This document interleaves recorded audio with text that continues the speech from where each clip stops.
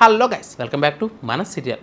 Last ఎపిసోడ్లో గుర్తుంది కదా, పాప నర్మద శ్రీబలి చేసే ప్రతి పనికి మన పని కూడా ముందుగా ఈ గవర్నమెంట్ కోడలకే తెలుస్తుంది. ఇక ఆమె ఉద్యోగం వదిలేసి ఈ వేదో పని వేసుకున్న రహస్యాన్ని బయటకు లాగడానికి ప్రయత్నిస్తూ ఉంటుంది. తీరా లాగిన తర్వాత ఏమైనా చేస్తుందా అంటే బలిని పీకేదేమీ ఉండదు, క్షమించి వదిలిపెట్టడం తప్ప. ఇప్పుడు కూడా ఆమె కడుపు భాగోతాన్ని బయట పెట్టాలని ప్రయత్నించి బొక్క బోర్లా పడింది. మరి ఈ ఎపిసోడ్లో అందరి ముందు దోషిగా నిలబడింది. మరి ఆ తర్వాత ఏం జరిగిందో తెలుసుకుందాం. సిరిబెల్లి కడుపు భాగోతాన్ని తేలుస్తా అంటూ బయలుదేరిన నర్మద ఎప్పటిలాగే బొక్క బోర్లా పడింది. సుకన్య కొట్టిన దెబ్బతో శ్రీవల్లి కడుపుని పోగొట్టినందుకే నిందను మోయాల్సి వస్తుంది. అయితే అదే ఊపులో ఈరోజు కూడా అయ్యో నా కూతురో నీకెంత అన్యాయం జరిగిపోయింది కదే అని బోరను ఏడుస్తూ ఉంటుంది మన మహానటి భాగ్యం. అది విని కంగారుగా వచ్చిన వేదవతి, వదిన ఎందుకు వదిన బాధపడుతున్నారు, వల్లీకి ఏమైంది అని అడుగుతుంది అమాయకంగా. నా నోటితో నేను చెప్పలేనమ్మా తల్లే అంటూ తెగ జీవించేస్తూ ఉంటుంది భాగ్యం.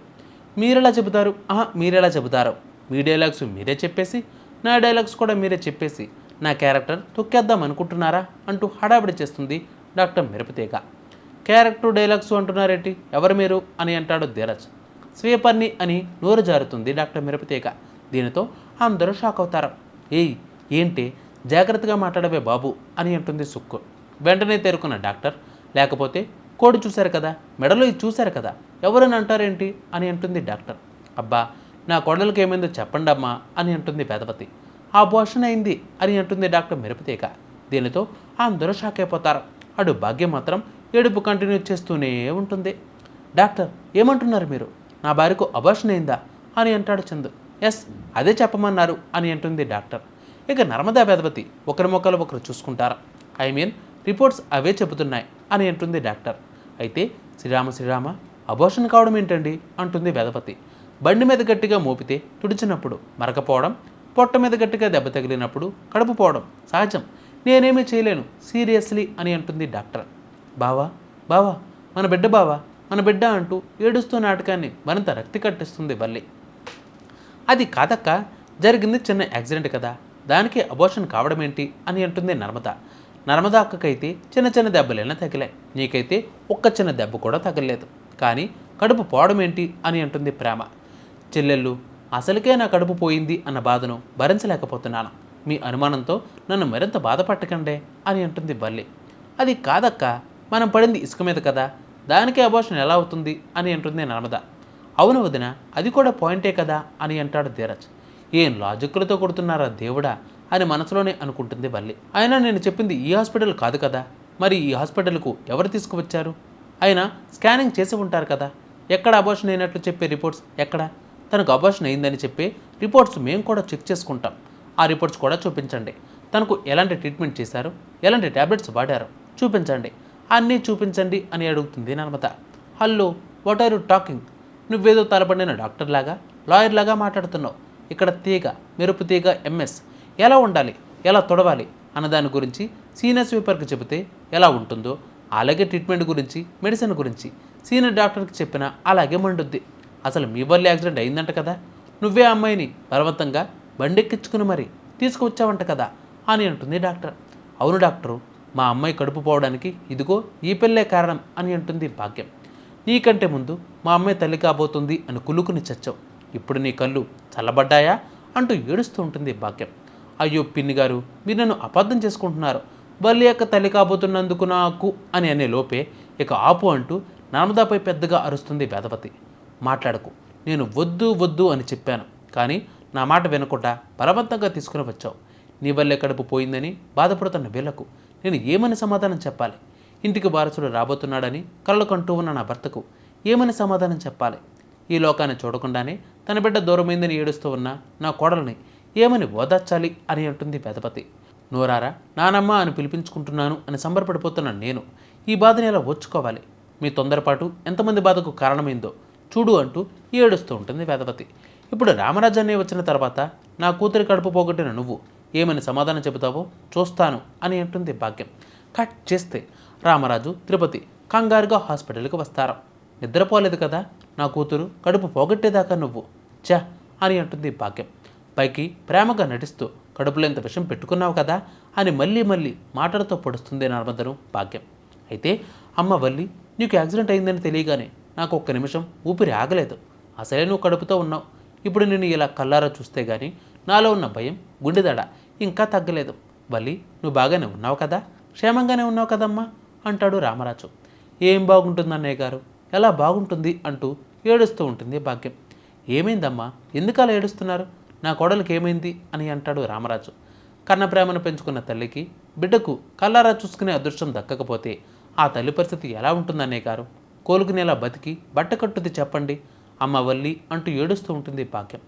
చెల్లెమ్మ, ఏమంటున్నావు నువ్వు అని అంటాడు రామరాజు. ఏమని చెప్పమంటారు బావుగారు, కల్లారా చూసుకున్న కడుపులోకి రాకుండానే నేలపాలైతే ఎంత బాధగా ఉంటుందో అలాగే కడుపులో ఉన్న బిడ్డ కళ్ళ ముందు లేదంటే అంతే బాధగా ఉంటుంది కదా అంటాడు ఇడ్లీ. మీరేమంటున్నారో నాకు ఒక్క ముక్క అర్థం కావడం లేదు. కడుపులో ఉన్న బిడ్డ కళ్ళ ముందుకు రాకపోవడం ఏంటి అని అంటాడు రామరాజు అనుమానంగా. పోయింది అన్నయ్య గారు, మన కడుపులో బిడ్డ పోయింది అంటూ ఏడుస్తూ ఉంటుంది భాగ్యం. దీనితో రామరాజు షాక్ అవుతాడా. దేవుడా, ఎంత పని చేసావయ్యా అంటూ ఏడుస్తూ ఉంటుంది భాగ్యం. చెల్లెమ్మ, ఏంటి నువ్వు అనేది, కడుపులో ఉన్న బిడ్డ పోవడం ఏంటి అని అంటాడు రామరాజు. ఎస్, ఫినాయిల్ వేసి తుడిస్తే బండి మీద మరకపోయినట్లు అలాగే కడుపులో ఉన్న బిడ్డ పోయింది అంటుంది డాక్టర్. వసి, కాసేపు నువ్వు తుడవడం భాష ఆపేవే, దొరికిపోయేలా ఉన్నాం అని అంటుంది సుక్కు. అయితే మాపుకర నీళ్ళలో మునిగిపోయినట్లు భాష నాలో మునిగిపోయింది, ఇప్పుడు నా భాష మారదు అని అంటుంది డాక్టర్. అది కాదు బుజ్జమ్మ, కోడలు చాలా ఆరోగ్యంగా ఉంది కదా, ఇప్పుడు ఇలా అబార్షన్ కావడం ఏంటి అని అంటాడు రామరాజు. ఇదిగో అంతా మహాతల్లి వల్లే అంటూ నర్మదాన్ని చూపిస్తుంది భాగ్యం. ఏంటి చెల్లెమ్మ, నర్మదా వల్ల ఏంటి అని అంటాడు రామరాజు. అవునన్నయ్య, ఈ మహాతల్లి ఏం చేసిందంటే అని భాగ్యం చెప్పబోతూ ఉండగానే, అమ్మ, బంగారం లాంటి నా చెల్లెల మీద నిందలు వేస్తావా అంటుంది వల్లి. ఇందులో నిందలు వేసేది ఏముందే, పన్నెంటిని కడుపు పోవడానికి ఈ అమ్మగారే కదా కారణం అంటుంది భాగ్యం.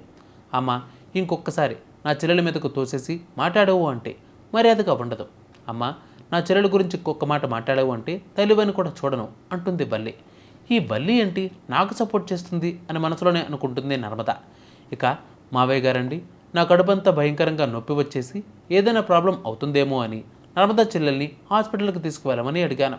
పాపం చెల్లె నా మీద ప్రేమతో బండి మీద హాస్పిటల్కి తీసుకువెళ్తూ ఉంటే ఒక దిక్కుమాలిన దరిద్రుడు ఆటోలో వచ్చి గుద్దేశాడండి. ఆ దేవుడు నాకు బిడ్డను ఇచ్చినట్టు ఇచ్చి దూరం చేశాడు.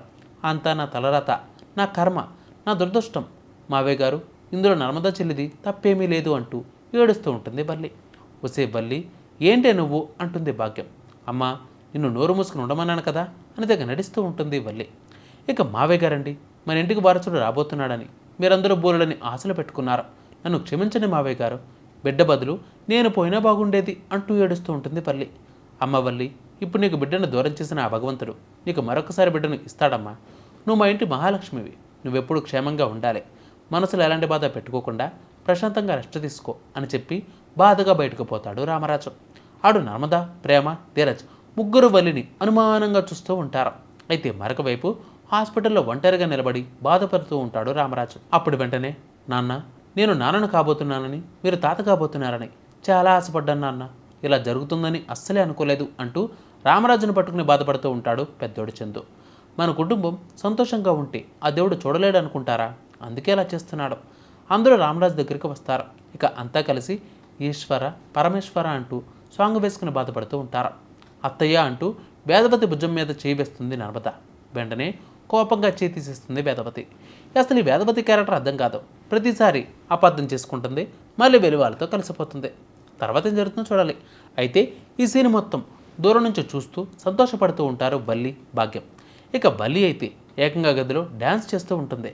ఎట్టా ఉంది మన పర్ఫార్మెన్స్, నిజంగానే కడుపు పోయినట్లు ఎలా జీవించేశాం, ఎట్టాకోలా అందరూ నిజమని కన్నీళ్ళు పెట్టుకోలా ఏంటి, అందరూ అలా చూస్తూ ఉన్నారు, మన యాక్టింగ్ దెబ్బకు షాక్ అయ్యారా అంటుంది వల్లి. ఉసే తింగరదానా, మనిషివేమో పనసకాయలాగా ఎదిగావు కానీ బుర్ర మాత్రం పుచ్చకాయ గింజంత కూడా ఎదగలేదు. మరి లేకపోతే ఏంటే, మేమింత కష్టపడి నాటకమాడింది ఎందుకు, నీ కడుపు పోవడానికి నర్మదే కారణమని దాని మీదే నిందవేసి మీ అత్తమామలకు ఈ జన్మలో పోలేనంత కోపాన్ని పెంచేసి ఆ నర్మదని ఇంట్లోంచి తరిమేయాలి అని అనుకున్నాం కదా అని అంటుంది భాగ్యం. అంటే దోశ మాడిపోవడానికి పెనం కారణం కాదని సర్టిఫికెట్ ఇచ్చినట్లుగా నీ కడుపు పోవడానికి నర్మదా కారణం కాదని క్లీన్ సర్టిఫికేట్ ఇచ్చావు అని అంటాడు ఇడ్లీ. దానివల్ల మా ప్లాన్ మొత్తం పాడైపోయింది, లేదంటే ఈ పాటికే ఆ నర్మదా ఇటు నుంచిటే బయటకు వెళ్ళిపోయేది. ఆ ఇంట్లో నీకు త్రాచుపాములో ఉన్న నర్మద గండం తప్పిపోయేది అని అంటుంది భాగ్యం. అయితే సి మమ్మీ, నీ బుర్ర ఇంకా పాతకాలం బ్లాక్ అండ్ వైట్ దగ్గరే ఆగిపోయింది. తాచుపాము తోక మీద కొట్టామనుకో అది మన మీదే పగ పెంచుకుని తిరుగుద్ది.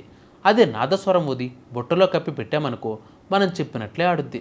ఇప్పుడు నర్మదా విషయంలో నేను ఆడింది ఈ నాదస్వరం స్కీమే. ఆల్రెడీ నర్మదా వాళ్ళు వేరే కాపురం ఉంటున్నారు. ఇంటి ఆస్తి పంచేదాకా సాగర్ ఆ ఇంటి గుమ్మం బయటకు తొక్కడం. ఇప్పుడు మా అత్తమామలు నర్మదా మీద కోపంతో మాట్లాడుకుంటూ ఉన్నారు అనుకో, నర్మదా లోపల బాధపడుతూ అది ఇంట్లో ఉంటుంది తప్ప గుమ్మం దాటదు. అంతటితో ఆగదు. నా కడుపు బండారం బయట పెట్టేదాకా నిద్రపోదు. మనం ఆడిన కడుపు డ్రామా నర్మదా నిరూపించేసిందే అనుకో, అప్పుడు నన్ను ఇంట్లో నుంచి దాన్ని తరిమేస్తారు. అదే నర్మదాని మంచితనం అనే ముసుగులో మచ్చక చేసుకున్నామనుకో, అబ్బబ్బా వలి అక్క ఎంత మంచిదక్క అంటూ నాతో ప్రేమగా అణిగిమణిగి ఉంటుంది.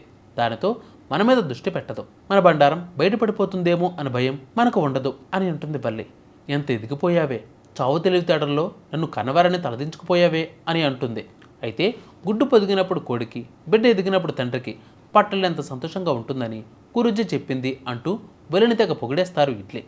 ఎహే ఆపండి అంటూ నర్మదతో పెట్టుకోవడం అంటే కురువితో తలగూకినట్టే అంటుంది భాగ్యం. అమ్మ, ఇక్కడ నేను కురివి, నర్మదా తలకాయ్. నర్మదను ఎలా డీలింగ్ చేయాలో నాకు బాగా తెలుసు. నర్మదా సంగతి నాకు వదిలే అంటుంది వల్లి. అత్త, వల్లిలో కాలు తిరిగిన లేడీ విలన్ ఉంది, వల్లిని వదిలే అంటుంది సుక్కు. మొత్తానికి నేటి ఎపిసోడ్లో నర్మదాపై శ్రీవల్లిదేపై చేయి అయింది.